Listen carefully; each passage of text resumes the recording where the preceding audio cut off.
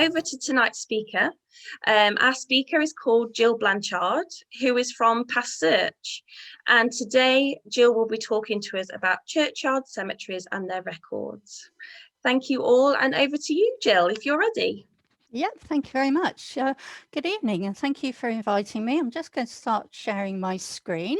I've been asked to give this talk. It's one of my fairly regular talks because I'm a professional genealogist and house historian, and burial and cemetery records are among one of the many sources that I use. Hang on a moment, I'll just start the show from the beginning.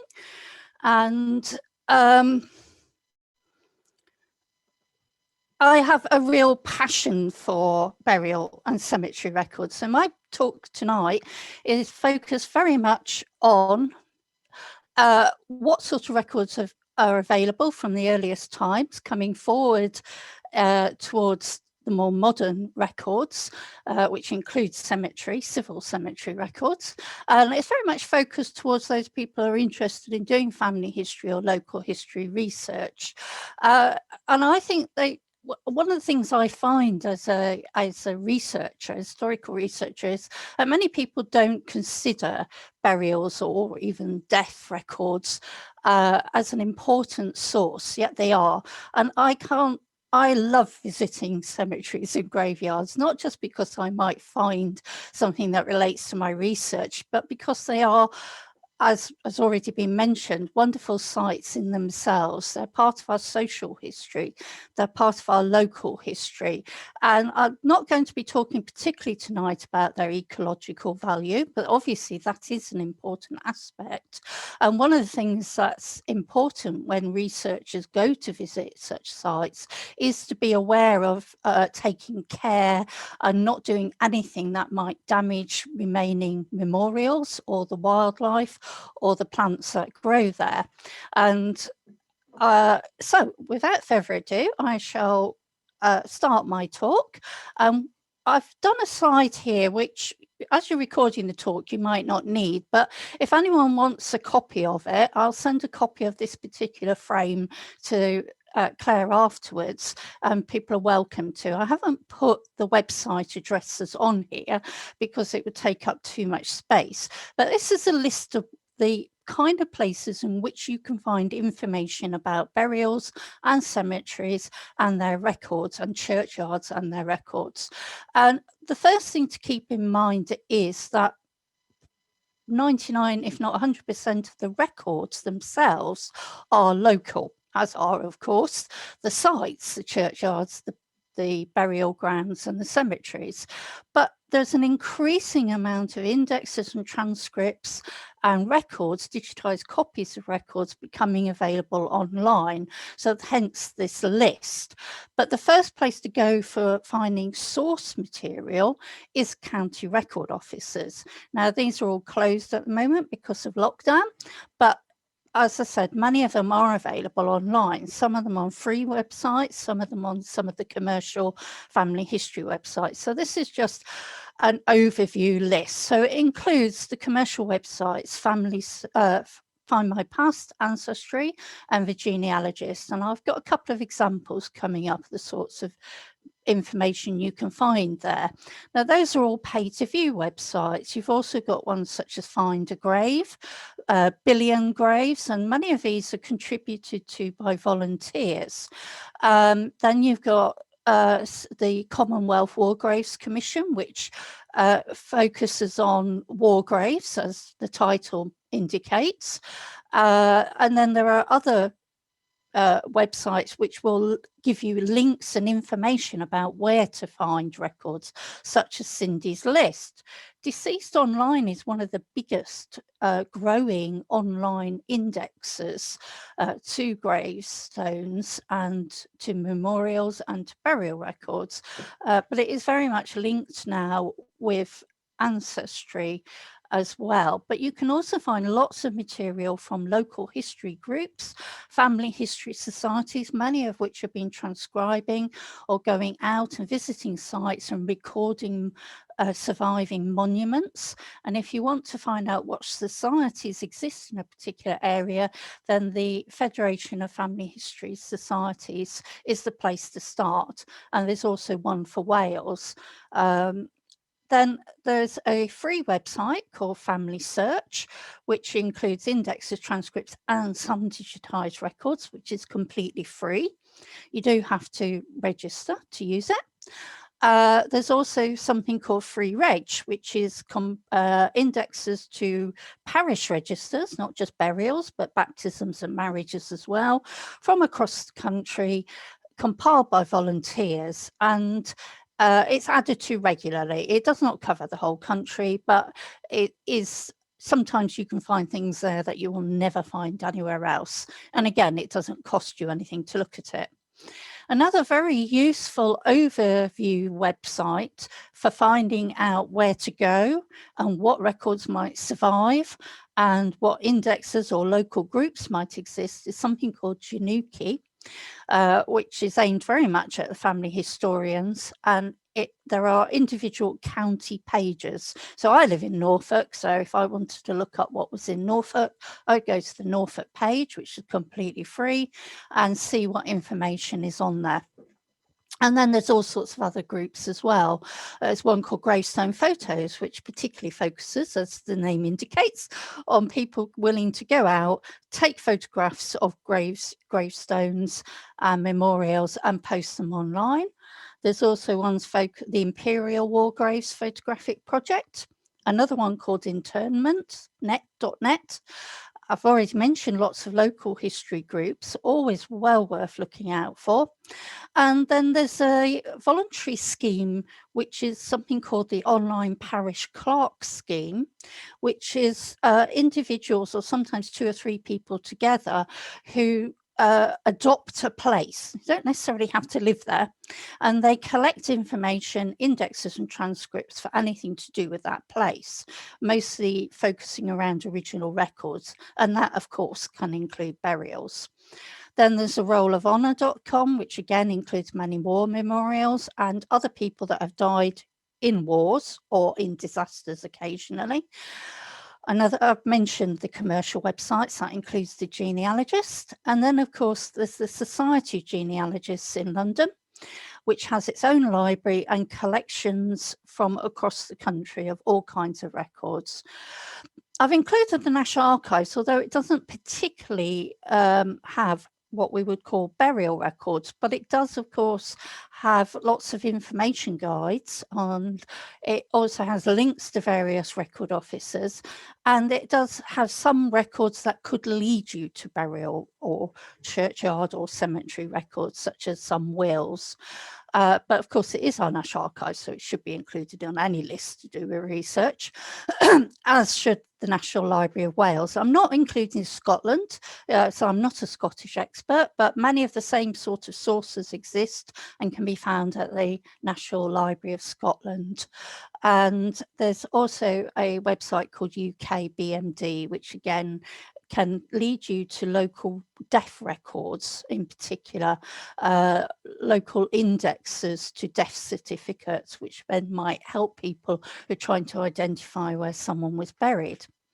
A lot of what I do is, of course, researching people's ancestry, using these sources to find out more about them, but I also get people who want to know more about the context of their lives and to find out, of course, where relatives or ancestors were buried. So I'm just going to do a very, very, very hop, skip and jump through a couple of thousand years of history, really, just to give the context about these records. Because until the late 1700s and early 1800s, the very vast majority of people who died were buried in churchyards. There wasn't there weren't that many alternatives to it. And we only start seeing the growth, or the spread, I should say, of burial grounds that are not linked to churches. And when I'm talking about the church, I'm talking about the Church of England, the Anglican Church in particular, until, as I say, towards the end of the late 1700s and early 1800s, for various reasons. And that really spreads much more so from about the 1830s onwards. So, and this includes, there's a misperception that you will not find unbaptized people that weren't baptized, or suicides buried in churchyards. That is a bit of a myth. In fact, it's very much a myth. There were people, as is often proclaimed, buried at crossroads. But if you think about it, if you went and investigated every crossroads, I think you'd find that there were very few burials actually took place there. It was entirely at the discretion of the clergy whether or not to allow such burials in their churchyard, and most did. They might be put up in the unpopular north part of the section of the churchyard, but it is a very big misperception that such people were not buried. And you also find many nonconformists buried in churchyards as well. And this is because there was very little alternative. If you were a Christian, or at least paying lip service to being a Christian, then you would want your relatives to be buried in consecrated ground. And even if you were willing to put them somewhere else, there might not be somewhere else for you to put them. So when we think about local records and churchyards and church records, we're looking at the history of the church. And until the Reformation, of course, there was only one denomination. And then after the Reformation, of course, what was with the break with Rome, it becomes eventually the Anglican Church. But when we start to see churches being built and parishes developing from the mid-Saxon era, when Christianity became the accepted religion, and the country became divided into ecclesiastical areas called dioceses by the ecclesiastical authorities, which is the church authorities. Each diocese was administered by a bishop, and they might be responsible for parishes in more than one county. These dioceses were divided into smaller areas called parishes. Originally, what we had was itinerant priests, usually based at religious communities, who travelled around caring for the spiritual needs of their parishioners. But as communities grew, the priests became attached to particular churches or districts. And some of our oldest churches in the UK date from the Saxon era, or at least have the remains or some Saxon remnants in them. And then obviously more get built later on. Large towns and cities were divided into several parishes, each of which had its own church. And if you got somewhere, as I said, I live in Norfolk, so Norwich, where I live, was a very important city. And there's a saying that we have a church for every day, or we had a church for every week of the year. The rest of the saying is that we had a pub for every day, which might say something about local priorities. So if they're very large areas, then they would have more than one parish and more than one church. Very sparsely populated areas often had one parish that served several hamlets and villages. And this is how it evolved over time. And this is where the burials would take place. There were 9,000 parishes by the 14th century. And it also, if you're looking at the local history, the parish was the main unit of local government until the 19th century.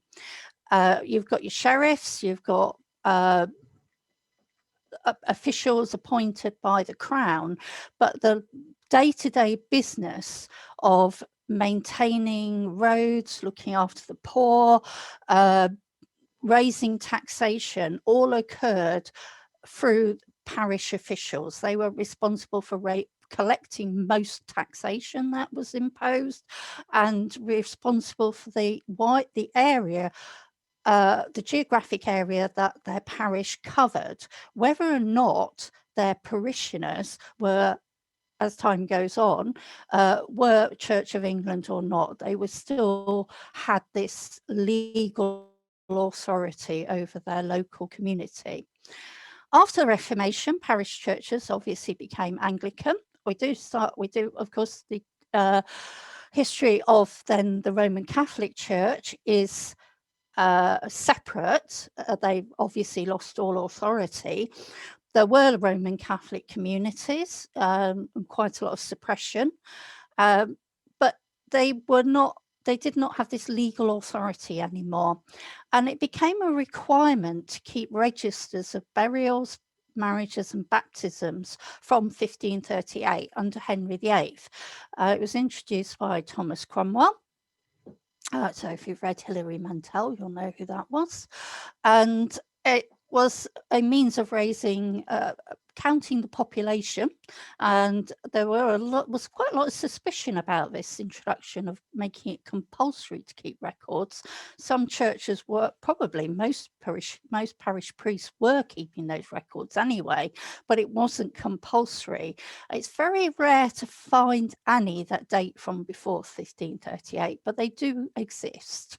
It's very few, but they do exist. But from 1538 is really when we start to see the records survive. There are lots of gaps and lots of areas where they don't survive from that period. But if you're fortunate, you can trace burial records and other records back into that period. But it was not compulsory for other denominations that at all. It was only compulsory for the Church of England, because this, of course, was the national church, which is why it's important to see local history and parish history and community history in the context of the history of the Anglican Church. And there were lots of, I'm coming back to some of the changes that occurred and affect the recording of such records over time in a moment. Many new parishes were founded in the 19th century as the population boomed. So you see lots of Victorian churches, but not all of those had churchyards. A lot of churches ran out of space, and one of the reasons that you'll find that many churches like this ruined, one at Sovery in Norfolk on the edge of the Fens, quite close to the border with Cambridgeshire. A new church was built in the early 1800s because this was becoming quite decrepit, and there was a fire and they were running out of space as well. But you still got all the old gravestones here, as you can see. That many parishes bought extra land because they were running out of space in their graveyards. But one of the reasons you would find that many graveyards are quite high in height compared to perhaps the adjoining road is because there's burials on top of burials on top of burials. There was no compulsion to record where people were buried. The sexton, who was responsible for all the burials, might keep a note, but mostly it was kept in their heads. So you won't find records generally among parish records that tell you where in the graveyard that someone was buried. So just to go over a few of the key dates that affect the information that you find and the development of churchyards, burials, and then the introduction of cemeteries, starting from 1538. And the picture up on the left, it's a little bit dark on my screen, so I hope you can see it properly. It's a picture of the parish chest, a parish chest. And this one is from King's Lynn, which is still in the church, which is where all the documentation for running the parish was kept originally. So, as I already mentioned, all parishes had to record burials from 1538 onwards, but there was no standardisation. There was no requirement to put particular information in. So some parishes might just say, John Smith or Mary Jones was buried, and give you no other information. You might not even know if they were an adult or a child or anything else about them, whereas others might give more information. In 1598, parishes were required to make up backup copies of their parish registers and send them in to the church authorities. Now, in most parts of the UK, they are called bishops' transcripts or register bills, and they were sent to the bishop. Now, there are a few counties that did it slightly differently, and Norfolk and Suffolk are among those. And the county motto for Norfolk is "Do Different," and they sent them for approximately 6 years out of 7 up to 1812 to the archdeacon. And then during the bishop's visitation year, when the bishop goes round or their surrogate goes round visiting every parish to check that everything is running properly, they sent their copies to the bishop. Now, these can be very useful if the parish registers do not survive. And that can be the case, but they can also have gaps of their own and inaccuracies. But it is worth knowing that there are, or in theory, there should be backup copies. They start petering out towards the mid 1800s onwards, once civil registration came in with the requirement to nationally record births, deaths and marriages, and there aren't very many that go beyond 1900. But it's worth knowing that they do exist. You can often find gaps in parish registers, including the burials, during the Civil War and interregnum period. Because of the turmoil and because the bishops were abolished, lots of priests were booted out of their parishes and so on. But it's you're more likely to find burials than you are to perhaps find baptisms and marriages in this period, providing the registers survive. And that's because, of course, once people died, they had to be buried somewhere, so a record was kept. But the marriage might take place anywhere. A baptism might have occurred at home or in a different parish. So they can be a bit harder to track down. So we tend to assume that where the burial registers or records survive, that they're fairly complete, because most people were buried close to where they died, and there were so few alternatives and parish officials did not approve of people being buried elsewhere either. And they don't forget they also got fees for burial fees. So if the registers survive and you find burials, they tend to be complete, but it can also explain why you might find burials and not much else, because there were various changes made to where marriages could take place and so on. One of the other things to remember is that in the 1558, there was, Queen Elizabeth came to the throne, and when the requirement to copy registers was implemented, there was also instructed that all parish registers should be made of vellum and not use paper. Some were using paper, some were already using vellum. And they also, that any earlier paper registers should be copied into a new register made out of vellum. But the Act said, in particular, from the date of the first year of Queen Elizabeth's reign, which was 1558. As a result, some poor clerks who were faced with recording 70 odd years of entries took that very literally and only copied from 1558, which will also explain why some parish registers only begin in that date.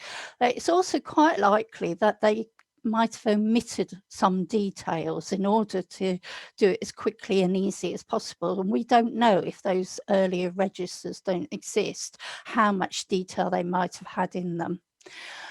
So the idea of copying, making backup copies and new copies of older records is nothing new. It's going on from the 1500s.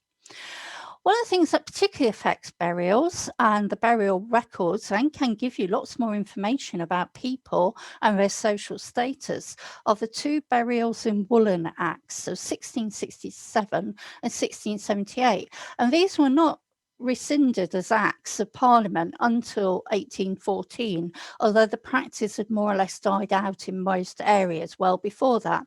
It was introduced as an early form of protectionism for the wool trade, because the Crown was very concerned about cheap imports, and wool was a big source of prosperity in quite a lot of areas, particularly in East Anglia, of course. So brought in a requirement that everybody had to be buried in a woolen shroud. If they weren't, then their relatives had to pay a fine. So if you were quite well off, you might choose to have your relative buried in linen, in which case you would be fined for doing so. And that money went towards the church. And somebody had to make an affidavit to the parish clerk that had taken place. And quite often what you find in parish registers is a note against a burial entry which says affidavit made, or AFF for short, AF made, or just AF. And that's what that means, that somebody's made an affidavit that they have seen the body. It might be the woman that laid it out, it might be a relative. And if you're fortunate, then the burial registers will name the person that made the affidavit and may even say what their relationship was to the deceased. But if you find somebody being buried in linen and a fine was imposed, it also gives you an idea that they were definitely much better off than the majority of people, because it was linen was expensive anyway, and obviously you were then going to be paying over the odds to get round these acts of parliament. There were also various duties payable on parish entries between 1694 to 1706, and this was done as a means of raising money to fight yet another war against the French. And every burial that took place and was then entered into the register would cost the person responsible for that 4 shillings, which was quite a lot of money. There are also duties on baptisms and marriages, and again you might find people avoiding having their children baptized, or perhaps going through their own unconventional forms of marriage to get round this, but it's very hard to avoid having someone buried. Paupers were exempt, so there might be a note on the registers to say so, but it's something to think about, that, you know, if you can't find a burial, well, did somebody perhaps find their own quiet spot to put a relative in order to avoid paying for the burial entry to be made? Because of course that's what happened. You had your relative buried, the clerk or the clergyman would record it in the parish register, and that's what you were paying for. In the 1760s, from 1765 onwards, you often see, particularly in the north of England, a lot more detail on parish registers, including burials. And this came about through the efforts of a clergyman called Reverend William Dade. And these are often referred to as Dade registers after him. And he thought that more information should be given. You should include parents' names, ages on burials, maybe even causes of death, and much more information. And lots of clergymen adopted this around the country. As I say, it's particularly popular in the north of England, but you do see it elsewhere. And if you're lucky, as I was, and I've got an example of this coming up for you shortly, when I traced my own ancestors from certain parishes in Yorkshire, it really helped me put those connections together, but also provided me with a bit of social and local context about their lives as well. Again, a taxation is nothing new, and taxing people getting buried, married or baptized again was imposed between 1783 and 1794.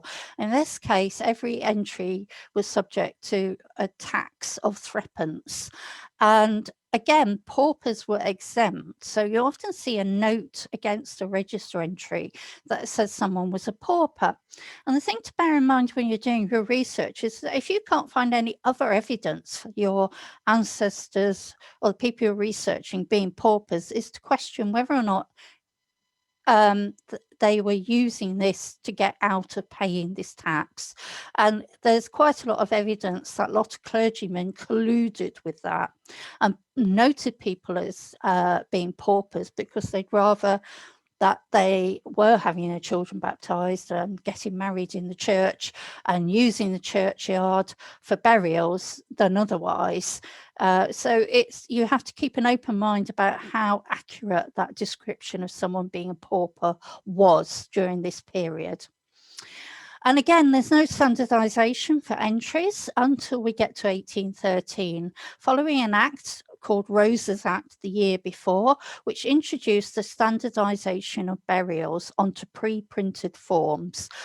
Before that, the only standardised parish register were marriage registers from 1754. And so the place of residence or abode, what they call quality trade or profession, date of burial, and the name and who conducted the burial ceremony had to be included on those forms. And the following year, the requirement for people to be buried in woolen shrouds was formally ended. Although, as I said a few moments ago, that had more or less ended before. Most places were not doing so or not imposing it any longer. But you might still come across the odd reference. It's quite rare by that date. Then you also start to see in this period more and more alternative places for people to be buried.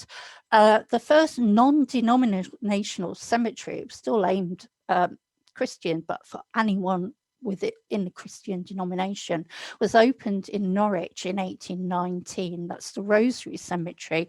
And as you're all interested in cemeteries in particular, well, if you haven't already done so, I really recommend having a look at the Rosary Cemetery website and the history of the Rosary, and it's got some fabulous monuments. It predates the more famous Highgate Cemetery, but it's just as wonderful a place to visit and to go and look around, and it's absolutely fantastic, and it's not far from where I live as well. We also start to see the first secular non-religious burial grounds and cemeteries start to develop.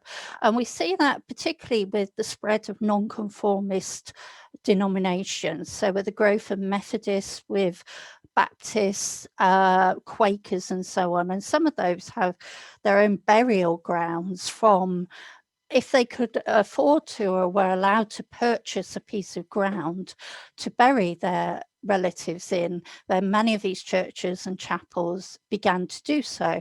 But to bear in mind that many of them didn't until we get into the 19th century. And it's very common to find nonconformists buried in Church of England churchyards.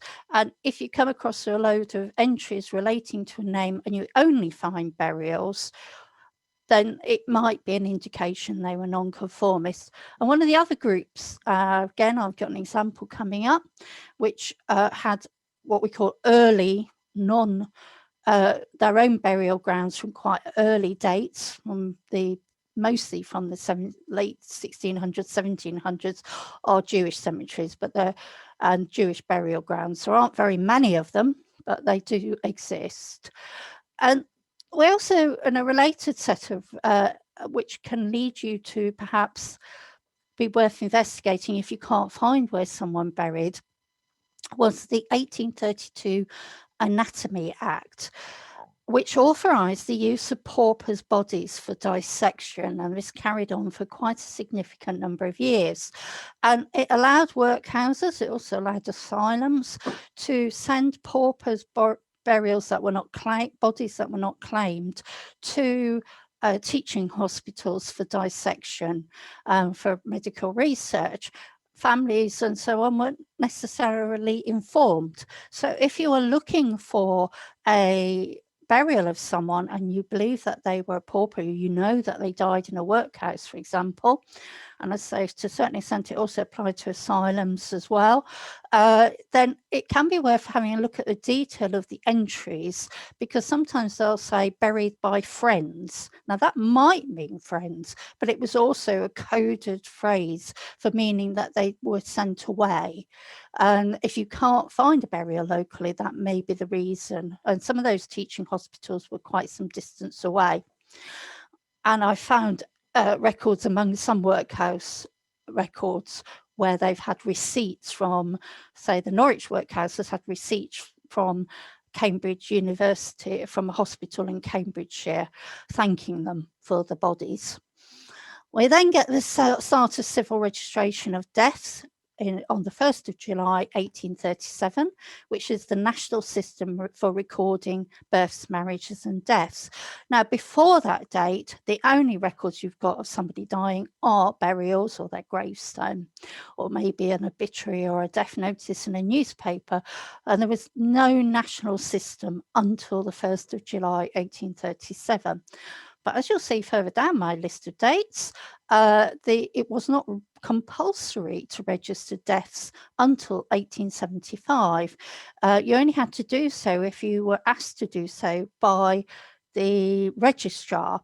But you do see more and more deaths being registered, because usually what happened was when people made arrangements for a burial, the undertaker, which was usually the local carpenter, the undertaker's hat on, would ask for the death certificate and maybe say you should should be registered. So you might actually find a burial record before you find the death was registered, because somebody didn't know they had to register it, or try to avoid having to go and pay for a death certificate until they made arrangements for the burial.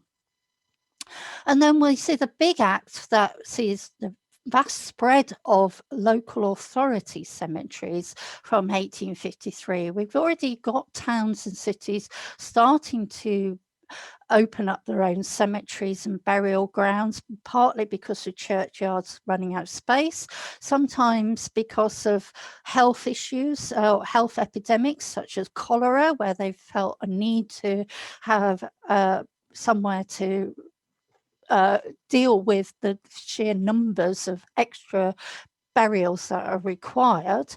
But this act enabled every local authority to set up and administer their own cemeteries, which were for anybody. We had dedicated areas for different religious groups. So when you go through the records, you'll often see a note that will say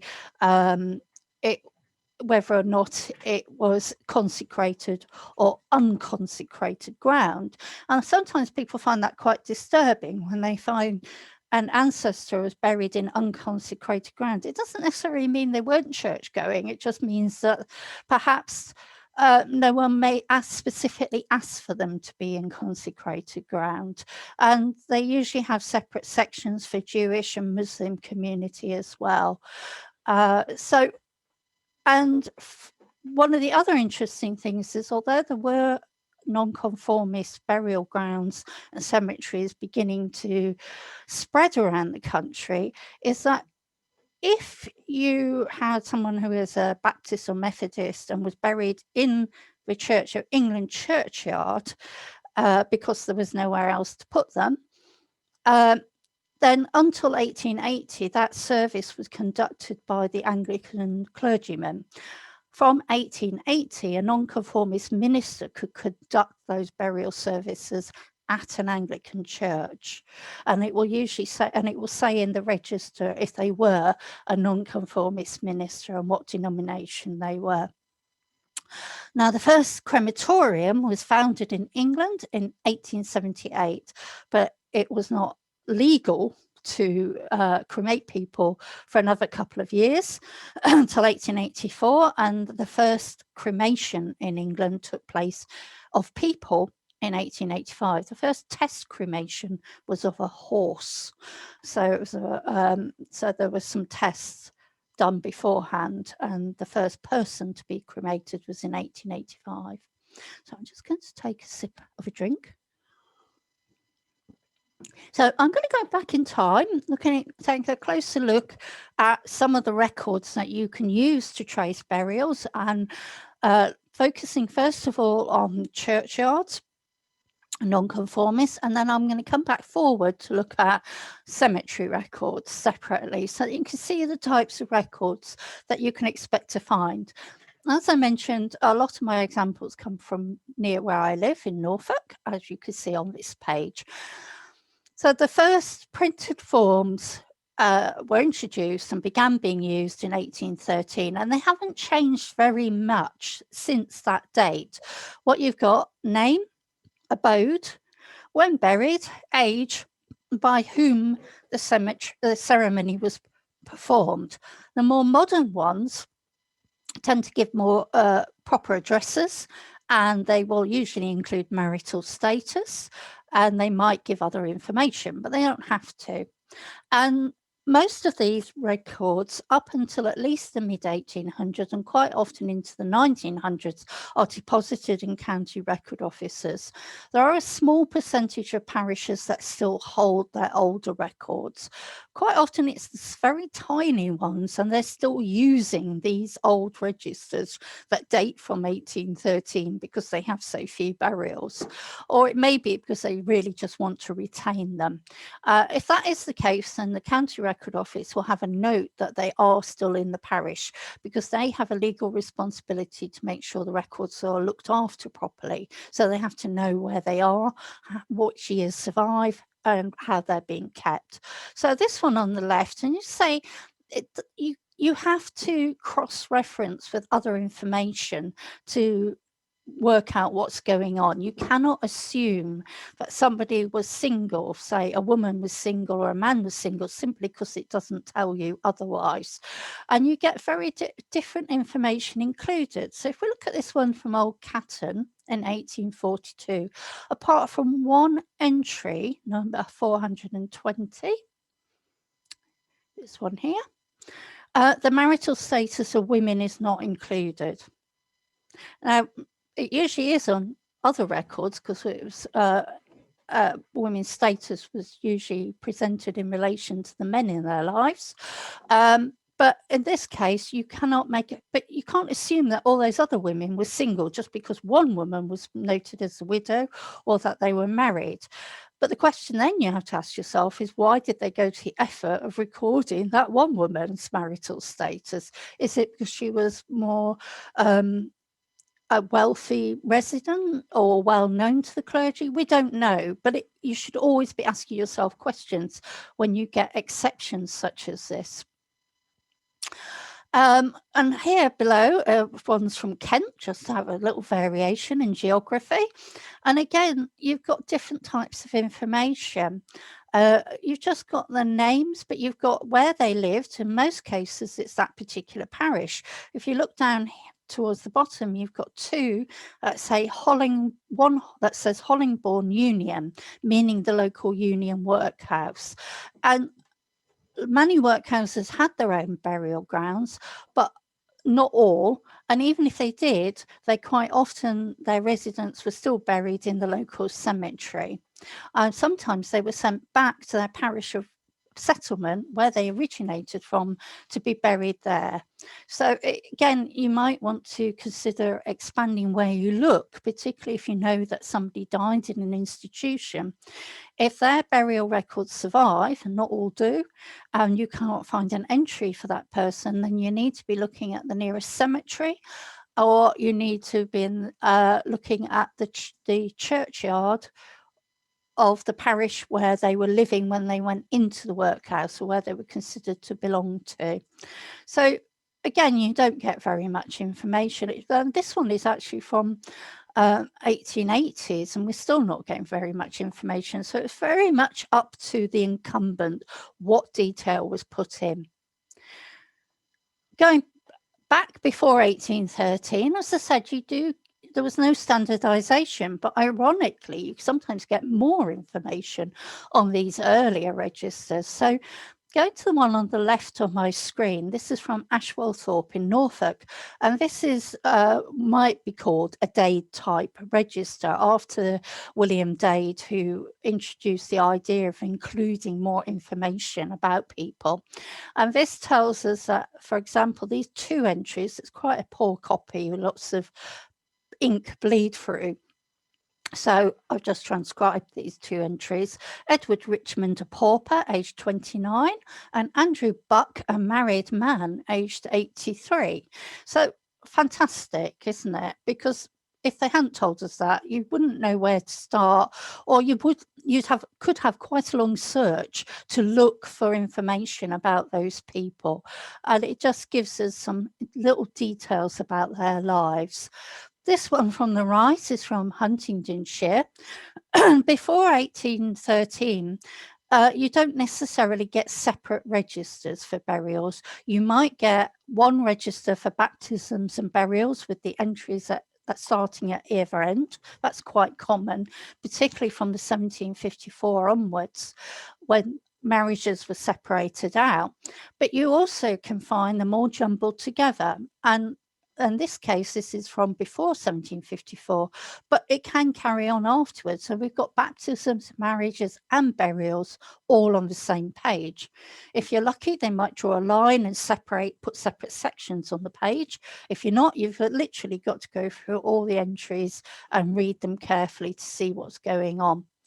And a lot of incumbents and their clerks obviously wanted to save money, and if they were running out of space in a register, they might have started off being very neat and tidy, having separate sections, and then suddenly they're running out of space and they spot there's half a page with blank page somewhere else, and they start infilling, which is why it's important to search through the whole of a record, because there could be a group of entries tucked away with another group of years that they have no relation to, simply because they wanted to save money and use up every possible space in the document before having to buy another one. And again, just give you an example, again, the variation that you can find across the country is quite phenomenal. Here over on the left, we have from Little Baddow in Essex, what we call a mixed register, like the one from Huntingdonshire, where you've got baptisms, marriages and burials all tucked in together. And the one in the middle is from Weybred in Suffolk from 1709. And this one, they have actually noted the burials in woolen. So if you look very closely here, I'll take the top entry, Henry Tuttle, infant, was buried in woolen, June, and then you've got the date. And as appeareth by affidavit made before Mr. Ricks, curate of Salem in Suffolk, dated June the 8th. So we know that the affidavit was made to the curate, and the curate happened to live in Salem, not in Weybred, which might raise a few questions about why, but perhaps they were filling in. And they haven't told us who's made the affidavit, but there we have an example of burials in woolen. One up here on the right is from Ashill in Norfolk, and this one has been very neatly divided up, and this part of this register fell into the Civil War period and the interregnum, when lots of changes occurred, so we do get some gaps. So the left-hand column tells us 1630 to 1632. The middle column is dated Anno Caroli, which is Latin for Charles, sex, the king, so King Charles, so it's the 6th year of King Charles. And then we've got a gap, and the right-hand column is 1661 to 1663. Now, it's possible that the entries for that parish were entered into a neighbouring parish register. It's because quite a lot of clerks then had responsibility for a group of parishes, but it may simply be they weren't making any record. Sometimes after the restoration of the monarch, you see a note by the clerk saying, where they try and fill in that gap by asking locals about what the events that have happened during that period, particularly if they were kicked out and then came back again. And some clergymen took the parish registers with them when they were. And the one at the bottom is lovely, and I just wish every parish register was like this one. The burials at Horsted in Suffolk, males, females, and it's got the date of death, because usually all we have is the date of burial. Now, most burials took place within a few days, sometimes the very next day, but you cannot base that it's not the date of death. In this case, we've got the date of death, and you can see here for fairly consistently the burials taking place between 3 to 5 days later. Name and surname, place of abode. So the ones that are blank just mean they were living in Horsted. One at the bottom, there was one from the workhouse and one from another parish. And unusually, it's included relations and professions. So they've been influenced by the Dade system. And we've got a farmer, we've got widow, a son of Robert, and so on, a widower, a husbandman, the daughter of Edward and Anne. So we also, very unusually, cause of death and their age. And as I said, I do wish all parish registers had done this, but we have all sorts of, including asthma and consumption and so on, and some blanks where they didn't have a specific cause of death that they knew of anyway. I mentioned earlier that there was a requirement from 1598 to make backup copies of the parish registers. And again, you'll find these in county record offices. Many of them have been digitised and are available on the commercial websites, but they can tend to have more gaps than the parish registers. But where the parish registers don't exist, or if they're very poor quality, hard to read, then these can be very useful alternative. And occasionally you find annotated notes where the clergyman, when they come to write them up at the end of the year, has realised they made a mistake, or they've added some information to them. So it can be worth checking both just to see if there's any differences or discrepancies. And they include all baptisms, all burials, all marriages that took place in that year. And until towards the end of the 1800s, they usually begin on what was called Lady Day or at Easter.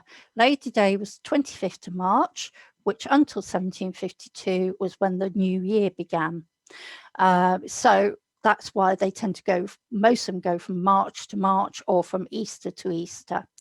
And here we have a few of the burial entries here for Erpingham and for Swanton Morley, and also can give you a little bit more information sometimes about the parish and parish business, because it was often an opportunity for the clergy to make notes about their parishioners. And one of the things they were required to make notes about were the numbers of nonconformists in a parish. So here we have in Erpingham, Popish recusants, so Roman Catholics. It said we have none. Quakers, John Baxter and his wife, they didn't bother to name her.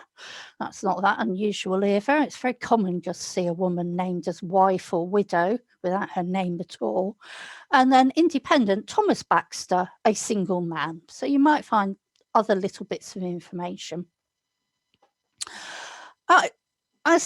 Also, as I mentioned before, you start to see the spread of other burial grounds, particularly from the late 1700s, although you do get some that date from earlier. Just moving over to the right here at top is the Jewish cemetery at Ipswich, and the actual burial records don't survive until much later, but there are gravestones with dates on them from the mid-1700s. And some of the deaths have been, I've tracked down some of the people I was looking for who were part of a Jewish community in East Anglia through death notices in the Jewish Gazette and in other newspapers. But of course, they tend to be people, not the lower end of the population financially. They tend to be people who are a bit more prosperous who will have a death notice, but quite a lot of gravestones. And what's interesting about those is that burials in the Jewish faith have to take place quite quickly, but they were being buried from quite long distances because there were so few burial grounds. So in East Anglia, this one in Ipswich, there were people from Colchester, from Norwich and elsewhere being taken to Ipswich to be buried. Other types of nonconformist or non-Church of England burial grounds. Nonconformism originated as branches of the Anglican Church, and it includes Baptists, Congregationalists, Independents, Methodists, Presbyterians and Quakers. When it comes to family history, we have a bit of a bad habit of including Roman Catholics in that category, although technically they are not nonconformist, but they are not Anglican either. So just to give you another little example, you often find early Quaker burial grounds set up, and this one is from Norwich. And there's some of the gravestones, which is still there today. Many of the nonconformist churches and chapels, as I said, did not have their own burial grounds until quite late, well after they have formed a congregation in an area. So sometimes their burial grounds might be complete in a different part of the parish, or they might share a burial ground with another chapel or church in a nearby parish. So this is something that you need to check with county record officers and elsewhere where those burial grounds might take place. And trade directories are quite useful because they often tell you where the nearest one is.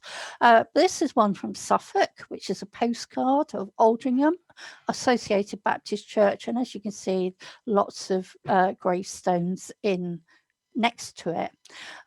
Sometimes if they bought the plot of land later, so you won't, many of the gravestones date from much later than when the actual church or chapel was built. Though, as I said, just coming back to the Jewish one at the moment, most Jewish people were buried in their own burial grounds. You had to have special dispensation to be buried in a churchyard. It's very unusual. And one of the misperceptions I often get from people who particularly starting out in family history, is they come across a gravestone that has what they think is a Jewish symbol or a Jewish name on it, or a burial record that mentions an Old Testament name.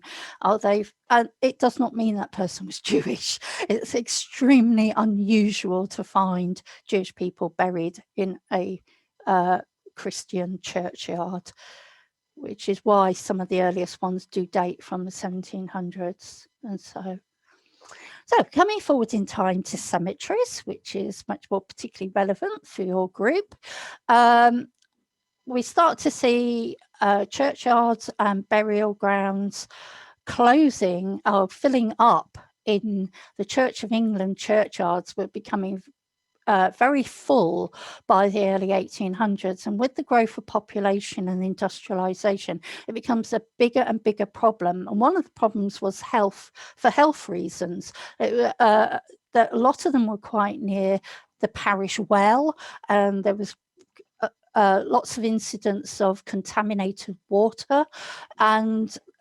literally just running out of space. So we see this growth of churches buying extra pieces of land, which might be in a different part of the parish, but we also start to see independent groups and organisations setting up cemeteries and burial grounds as well. But as I said, from 1853, the act that allowed local authorities to set up their own cemeteries, which were for everybody, civil cemeteries, not associated with any religion whatsoever, began in 1853. The same act ordered the cities and towns to close their churchyards, mostly for health reasons. And there was a great deal of concern about the numbers of people with cholera and so on buried in some of these places. But what you have to remember about cities and large towns is that many of the parishes that we might think of as now part of the city were not part of the city in 1853. So you might find, if you lived in Norwich, for example, you might be thinking, well, why can't I find this burial in the city cemetery for somebody that lived in Lakenham? Well, Lakenham was a separate parish back then. It's now considered part of the city. So it's worth making sure that you know which were the city parishes. But then you get the opening of lots of wonderful city cemeteries, such as Earlham Cemetery in Norwich, and it had two chapels opposite each other, one for nonconformists and one for Church of England. And it also has a separate section right from when it opened for Jewish community. And then more recently, there's a section for Muslim community as well. And you get all sorts of records associated with cemeteries. You'll get burial books, which tell you where they're buried. And along with those, there's usually a map, which tells you which section they're in. Many of these have been transcribed. It does vary. This is one from Cambridge. And the cemetery actually opened much before 1853. This page is from 1843, and then it was taken over by the city later on. It was set up independently first and then taken over by the city at a later date. And you tend to get a lot more information like dates, ages, sometimes occupations, and so on. Alongside that, you also get things like plots registers. So you can look up a plot number if you find where someone's buried to see who else was buried in it and whether or not it was privately owned or publicly owned. If it doesn't tell you that in the burial register, which some of them do, it'll say whether it's private or public, consecrated or unconsecrated ground. And the grave books will tell you who else was buried in them. And one of the interesting things about that is obviously you would expect to find lots of family members in a privately owned plot. But some of these plots were only allowed to be owned for a certain number of years. My partner's ancestors had a plot in Highgate Cemetery. Right from soon after it opened, they're among one of the oldest graves in there, but they are only allowed to own it for 100 years. So nobody else has been buried in it since the early 1900s, and it no longer belongs to the family. That was a limited time period in which they were allowed to own that plot. But one of the interesting things about some of these plots is that even those that were public ones, which meant anybody could be buried in them at any time, is you often find family members are buried in them. And it can be a useful way of identifying other family members. And it was obviously the cemetery authorities would try to put family members together, even if it was not a privately owned plot. But if you find lots of names that you can't see any connection to, it's probably because they're not connected. So those are the sorts of things that you can find.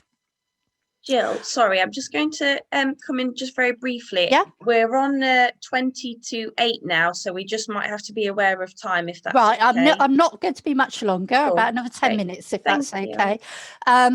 So you can find the listings for Muslim and Jewish burial grounds for Muslim at www. Gardens of Peace, Jewish Gen online worldwide burial registry, and as you're recording this, the website addresses are on here. Just to mention again, crematoriums. It's only really in the 20th century that cremation has become popular. But if you can't find a burial, then obviously you want to have a look for cremation or cremation records. Many of these were part of the civil or city cemeteries. They often have a crematorium with them. There are also lots of private ones as well. But as I said earlier, the first cremation did not take place in England until 1885. But there is a list of those across the country on the Institute of Cemetery and Crematorium Management website. You also find lots of other places to find information about burials, such as disaster memorials. So I've got mining and people that worked in mines, and I've looked up some of the big mining disasters for which there are memorials. So you might get aircraft or other similar disaster memorials. There's also been a growth in more recent years of what are called natural burial grounds. And there's an association of natural burial grounds where you can find out where they are. And one alternative to consider are donations to science. If you cannot find a burial at all, and you know that all the local records do survive, you might want to consider if that person's body was donated to science. Medical schools usually arrange for donated bodies to be cremated. unless the family have requested the return for burial. And so therefore those events might take place quite some time afterwards. Cardiff University Anatomy Laboratory has a memorial artwork to celebrate and thank people who have had their bodies donated. And there is an annual memorial service at St Paul's Cathedral in London every year. Obviously not this year. You will find lots of transcripts and indexes at local record offices and online. And this is just to show you a couple of examples.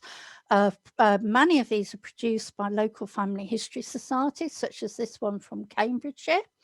And I mentioned earlier about the deed registers and how useful I found them when I was researching my own family. And this is the transcripts for from a parish called Rickle in Yorkshire. And these are extracts for all the people called Blanchard. So I was researching my own name. And as you can see, we've got a child, somebody, Robert Blanchard Jr., age 25, who died on the 5th of consumption. It tells us he was buried in the churchyard. Somebody else who died from natural decay. Poor Catherine Blanchard in 1809, who died after a fall from the upper part of the staircase, age 77, and so on. So that's what we always hope to find, although sadly the reality is that a lot of parish registers are not that detailed. And then when we come to look at the graveyards and cemeteries themselves, and of course the inscriptions can lead us to much more information and many more sources. You might find some mistakes, but it's always worth having a look out for them. And again, we're seeing more and more of these being transcribed, photographed and put online. And there have been lots of groups been recording gravestones for at least 100 or 200 years. Often a local clergyman will have recorded those for his parish, and you'll find those transcripts in local record offices quite often. And many of those gravestones are no longer legible. So we're very thankful that people have been keen on making these records for such a long period of time. And this is just very quickly an example of one I found online using the genealogist website. And this one is their photograph from a photographic collection of memorials in churches. And that's their transcript here. Now, this is where I would encourage you always to check the original, because if you actually read the full inscription, it's far more detailed than the transcript. But there's lots of information there. And that's just because, and this one is from the Find a Grave website of a gravestone in Kent that somebody has photographed and transcribed. And again, available online. Other collected sources, I'm just going to very quickly go over these. You might find where people are buried, if they've been buried not locally, in obituaries or death notices. Obviously, that might give you more information, but it's not unusual to find a death notice that mentions somebody being buried somewhere else. So, for example, if you were looking for George Vallance, who was a gardener and spent most of his life in the Scilly Isles, then you couldn't find his burial, his death notice told us that he died in Exeter at his son's house. So there's a good chance he was actually buried in Exeter. And then you might also find obituaries and photographs and other information about people who died during wars or elsewhere in works magazines and other newspapers as well. And I mentioned before workhouses and other institutions, so I just wanted to come back to that to point out that many of these had their own burial grounds, so you will find records, but sometimes they don't survive. But you'll also find that they give you information about the person. So in the discharge registers, it notes when people died. And in this case, it tells us the parish from which Alice Howlett was admitted. Now, she wasn't buried at the workhouse, she was buried back at that parish. So again, those records might lead you to where somebody was buried. I'm going to skip over this very quickly, but again, if you're trying to find out where somebody might have died and therefore locate a burial place, then looking at wills and indexes to wills and other legal records such as manorial records might give you clues, because if somebody moved far away and their property was being sold or passed on and it gets entered in a manorial record, for example, then it might give you a clue as to where they were, where they moved to, and therefore where they died and where they were buried. And I was just going to finish. My very last one was a bit about how I found somebody that I was looking for when I was searching a property. And I knew that this chap called William Bertram owned this land and property, but I didn't know where he was, apart from on the 1851 census. But when I went to the manorial records, I found various notes about his family, but I didn't know much else. So I started looking at the indexes to cemetery records on Ancestry and found a couple of entries for people called William Bertram. And I also found a will, and I managed to identify him through the will, and that confirmed that one of the burial entries I had found in London was his, because he said, I desire to be buried in All Souls Kensal Green Cemetery in vault in Catacomb B number 2. But he also said, if I depart this life in the county of Norfolk, I desire to be buried in the churchyard of Kelling near Holt, by the side of my late father, Thomas Bertram. Now, the property I was looking at was not in Holt. It was in a completely different parish, and I did not know where the Bertrams came from. So this gave me my lead. And going to the Kelling registers, there we have there's his William's burial with his address where he'd been living when the census was taken. And then going to the Kelling burials at the bottom, 1804, it told me that Thomas Bertram, married man, was the son of William Bertram and his wife, late Brettingham. And there is also a gravestone in the churchyard, which links and mentions William and some of his other relatives who were died and buried in London. So you can put lots of different pieces together and find out more about the people. So I'm going to stop there, and I'm sorry I've gone a little over time, and I can take any questions you've got. So thank you for listening, and I'll stop screen sharing now so that I can see you all properly. Thank you. Thanks, Jill. That was absolutely fascinating and packed full of information. I'm sure many people that have joined today are actually doing this research, might be new at it. So that is just going to be invaluable. So thank you very much. Okay.